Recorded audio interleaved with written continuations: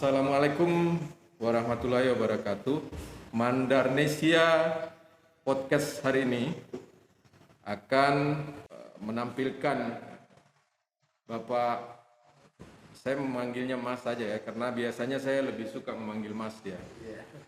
Mas Usman ini adalah Wakil Ketua DPRD Provinsi Sulawesi Barat dari Partai Golkar atau Fraksi Golkar. Tapi biar lebih diskusinya ini lebih nyaman, kita bisa buka masker aja ini Pak Wakil. Biar ini kan tetap prokes ini. Dan kita ini kan sudah melewati vaksin, sudah hampir masuk booster. Pak Ketua, Pak Wakil. Oke Pak Wakil, saya beberapa waktu yang lalu saya banyak membaca, lihat Pak Wakil ini lebih konsen menulis, dan ada satu buku yang menurut saya ini menarik karena judulnya agak sedikit mengganggu pikiran banyak orang, karena judulnya ini jangan melambat di lajur cepat. Nah ini kalau di jalan tol bisa ditabrak ini Pak Wakil.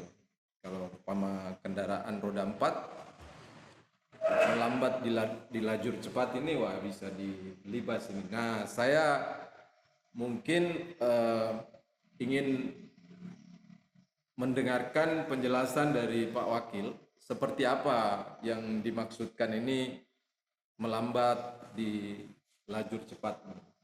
Silakan. Ya, ya terima kasih.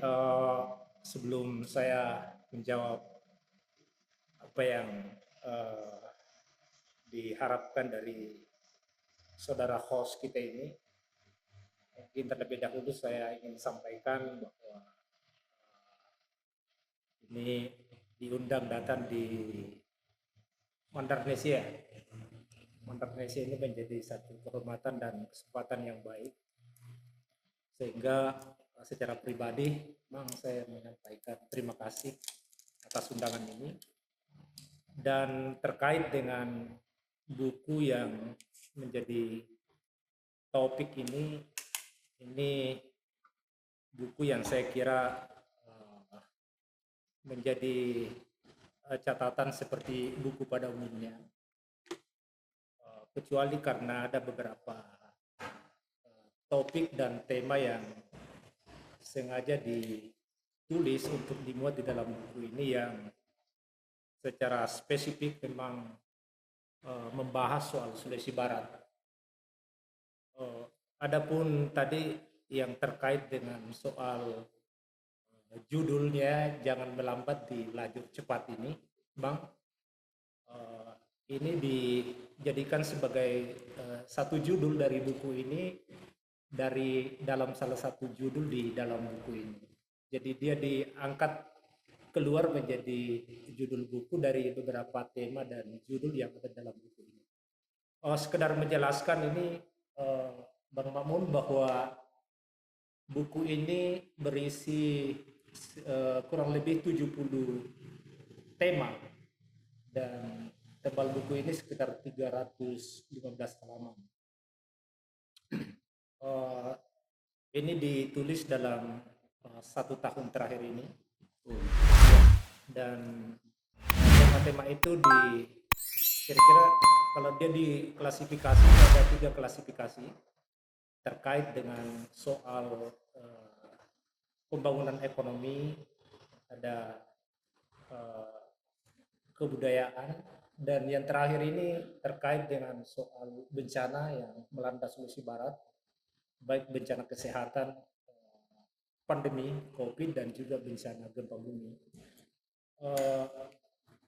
Itu dijadikan salah satu isi karena kita ingin semua gagasan dan pemikiran ini terdokumentasi dalam buku ini, yang di dalamnya ini mengharapkan apa yang menjadi gagasan dari tulisan itu memiliki proyeksi untuk ditindaklanjuti oleh para pihak, dalam hal ini pemerintah daerah ataupun pihak lain yang kira-kira sesuai dengan penulisan ini tuh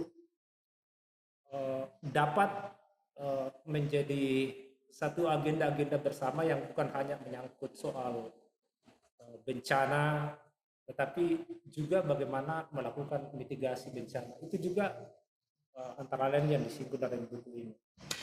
Dan saya kira tiga perspektif ini yang termuat di dalam buku ini yang kemudian dikemas menjadi satu judul buku, yaitu Jangan Melambat di Lajur Cepat. Nah, terkait dengan judul ini mengambil ilustrasi saja bahwa era saat ini kita dituntut untuk berlari cepat, dan Sulbar berharap untuk berlari cepat di mana para pesaing kita itu berada di jalur yang cepat dan kita tidak boleh lambat. Kalau tadi Bang Makmun menyebut itu bahwa kalau kita lambat kita bisa ditabrak dari belakang. Jadi kira-kira proyeksi harapan seperti itu yang dimuat di dalam buku ini, sehingga kita coba untuk menjadikan ini sebagai salah satu judul buku. Kira gitu. Oh, iya. Iya, bencana, kebudayaan, dan ekonomi ya, ini titik fokus dari penulisan buku. Tapi apapun menurut saya, ini adalah sebuah tradisi yang sangat positif menurut saya. Tradisi menulis bagi seorang politisi ini menjadi hampir dapat dikatakan sebagai hal yang baru di Sulbar. Tapi ini bukan anu ini ya, bukan gimmick ini ya Pak Wakil ini. Karena memang ini fakta ya. Nah, yang lebih menarik lagi ini kan di sini subjudulnya adalah memajukan Sulawesi Barat, memajukan Indonesia. Nah, Indonesia ini adalah bagian, atau Sulawesi Barat ini adalah bagian dari Indonesia. Meskipun Sulawesi Barat ini dalam tanda petik penuh dengan persoalan-persoalan baik ekonomi, kebudayaan, dan yang lebih parahnya adalah persoalan kesehatan misalkan. Krisis kita ini pada soal stunting misalkan. Nah, ini kita menjadi distributor yang artinya menjadi penyumbang terbesar, sehingga jumlah penderita pengidap atau apalah ya, ini stunting ini di Indonesia menjadi sangat tinggi.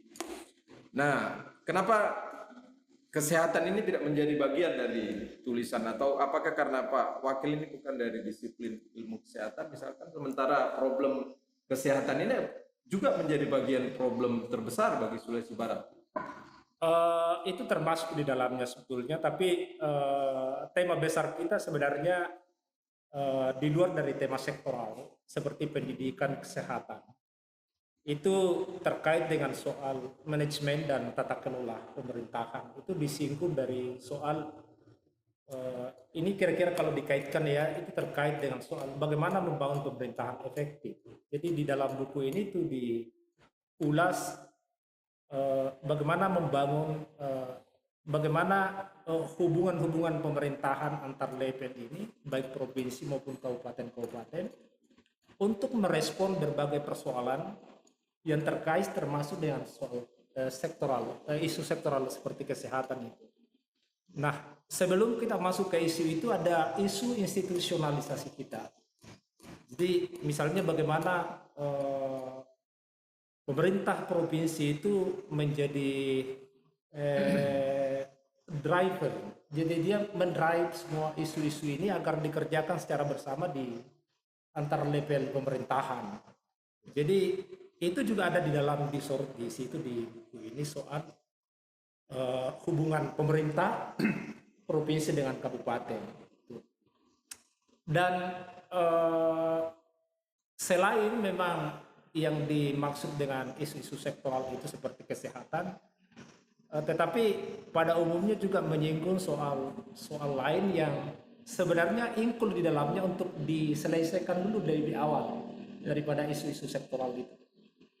Jadi misalnya soal bagaimana pemerintah provinsi itu merumuskan masalahnya terlebih dahulu untuk diselesaikan oleh para pihak, termasuk dengan tanggung jawab provinsi terhadap kabupaten untuk menjadi koordinator. Jadi dia menjadi mengkonsolidasikan semua isu-isu terhadap kabupaten dengan cara memeriksa pada misalnya di aspek perencanaannya. Iya. Nah, tentu kalau ini bisa dikembangkan yang baik oleh pemerintah provinsi, maka semua isu-isu seperti kesehatan tadi itu, pendidikan ya, Ya. soal-soal yang lain itu dengan sendirinya itu bisa diukur. Jadi ini disinggung di dalam buku ini soal apa peran penting bagi pemerintah provinsi itu terhadap keberadaan pemerintahan level di bawahnya itu. Iya. Dan ini juga banyak disinggung di dalam uraian buku ini, sehingga apa yang dipaparkan itu kalau dia dikerucutkan ini tidak bisa diselesaikan, maka faktor prehambat yang kita sebutkan itu mengalami perlambatan itu tidak bisa berjalan cepat.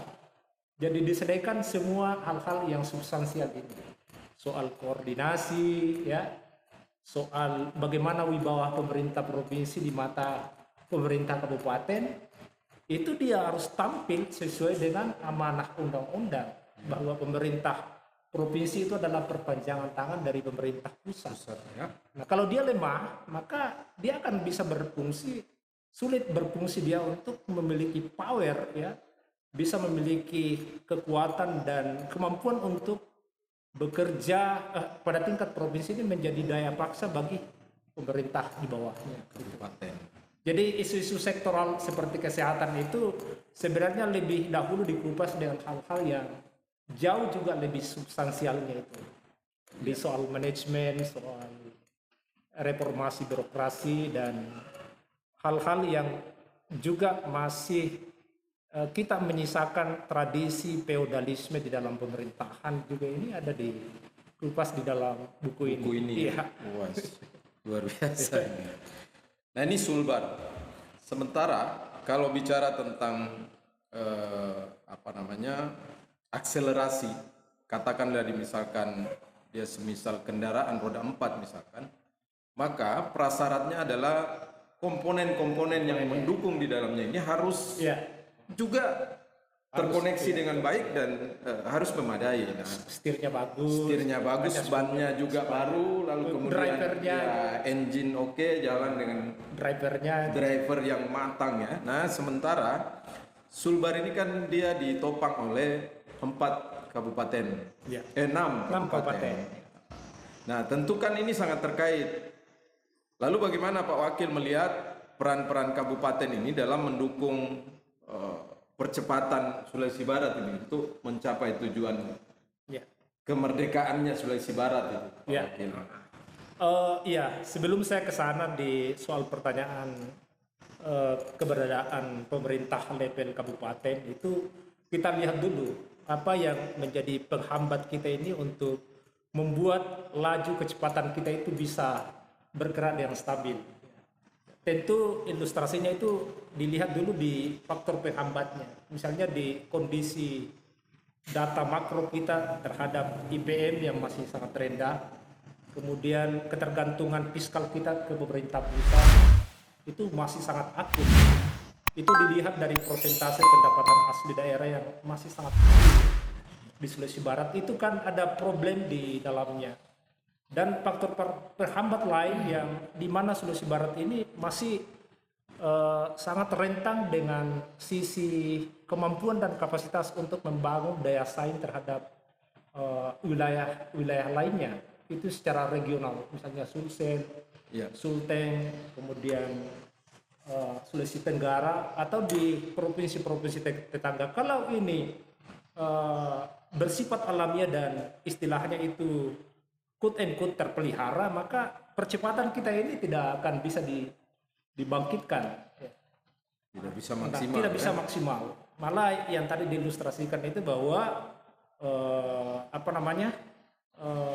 semua spare part itu harus utuh, kuat dan sempurna. Saling mendukung ya. Agar perjalanan itu diilustrasikan juga dengan posisi pemerintah kabupaten. Ya. Jadi kalau driving prosesnya seperti wibawa pemerintah provinsi belum maksimal dan peran-perannya juga diikuti tidak maksimal, maka keberadaan pilar-pilar yang ada di kabupaten ini untuk didorong secara bersama-sama dan serempak itu tidak akan menemukan tempatnya.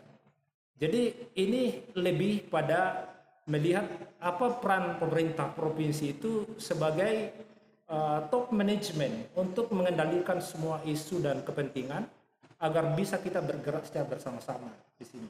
Nah, kalau itu belum bisa dilakukan, maka apatah lagi pada tingkat kabupaten terhadap level pemerintah di bawahnya, seperti kecamatan.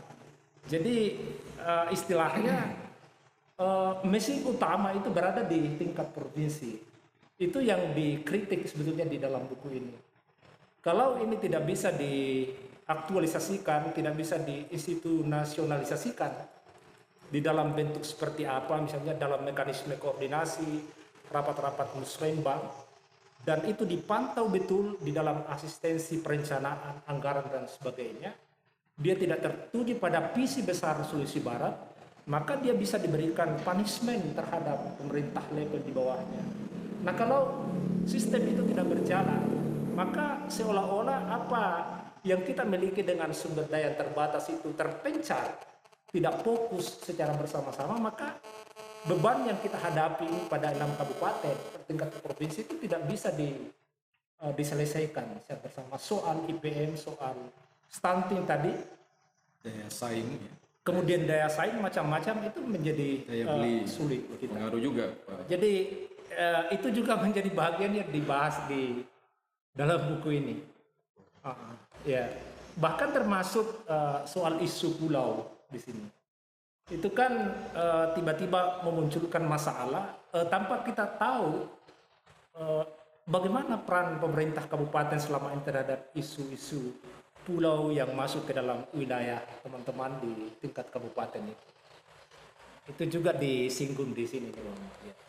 Oh ya, ini semakin menarik ini Pak Wakil ini, karena sepertinya fokus dari tulisan-tulisan yang ada di buku ini tidak fokus pada persoalan politik. Nah, sementara Pak Wakil ini kan backgroundnya sebagai politisi. Apakah ini mungkin saya yang keliru atau bagaimana?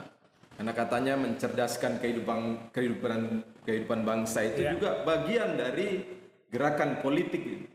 Nah, persoalan-persoalan kebudayaan, ekonomi, dan pendidikan ini kan sudah tertuang di sini. Apakah itu yang sehingga Pak Wakil tidak lebih fokus pada persoalan politik, lebih banyak berbicara politik di buku ini? Atau mungkin di edisi yang akan datang ini lebih fokus karena sudah mendekati 2024 barangkali? Oh ya, saya kira ini menjadi komunikasi alternatif saja ini. Oh begitu ya. Bahwa di balik tugas-tugas kami itu sebagai anggota legislatif mewakili partai politik dan mewakili masyarakat dalam pengambilan keputusan, kita tentu akan mendayagunakan seluruh kemungkinan dan termasuk juga barangkali minat terkait dengan penulisan ini untuk mencoba mendokumentasikan pikiran-pikiran kita agar kita tidak terbatas hanya diri kita yang membacanya atau memikirkannya, tetapi kalau itu memungkinkan juga dibaca oleh pihak lain. Jadi dibalik dari tugas-tugas untuk melakukan misalnya refleksi, kan buku ini kan di dalamnya juga ada nuansa refleksinya. Oh, iya.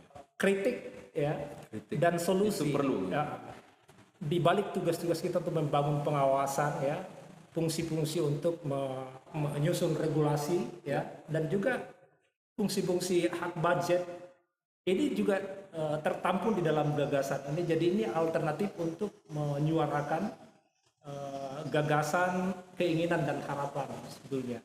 Ya. Nah, kebetulan buku itu menjadi satu alternatif untuk mendokumentasikan pikiran-pikiran ini. Oh, ya. Gitu ya. Nah, Pak Wakil ini kan sudah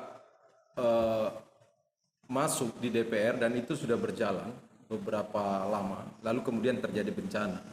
Nah, saya ingin mengetahui seperti apa situasi perbedaan di dalam melakukan tugas-tugas sebagai anggota DPR pada saat sebelum dan sesudah terjadi bencana. Apakah ada hal yang sangat jauh atau timpang misalkan ketika misalkan para anggota dewan mungkin sudah tidak bisa maksimal lagi bekerja karena terjadinya bencana misalkan, komunikasi politik antara DPR dan eksekutif itu mungkin ada terjadi hambatan misalkan? kalau mau disebut ada hambatan, tidak ada ya. Tidak ada juga yang menjadi hambatan penting. Tapi sebetulnya kalau situasi hari ini dikaitkan juga dengan apa yang tertulis dalam buku ini menjadi satu refleksi tersendiri bagi Sulawesi Barat di istilah 0 km pada waktu itu di 2004 ya, Iya, iya. yang usianya sekarang sudah masuk di 17 tahun. 17 tahun. Dibanding dewasa, ya? ya dengan hari ini, kemudian kita dihadapkan dengan bencana baik COVID maupun gempa bumi. Iya. Ini menjadi satu catatan penting.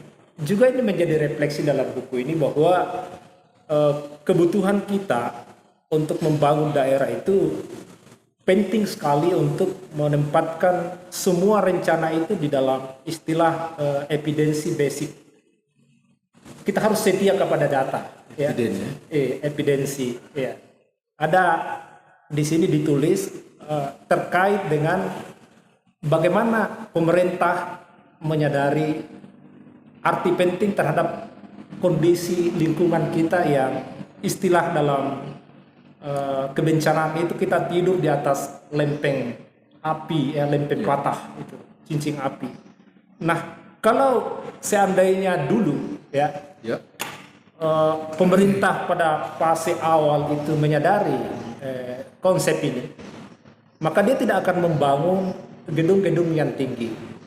Dalam keadaan yang sama juga akan meningkatkan upaya untuk memberikan kesadaran mitigasi terhadap masyarakat.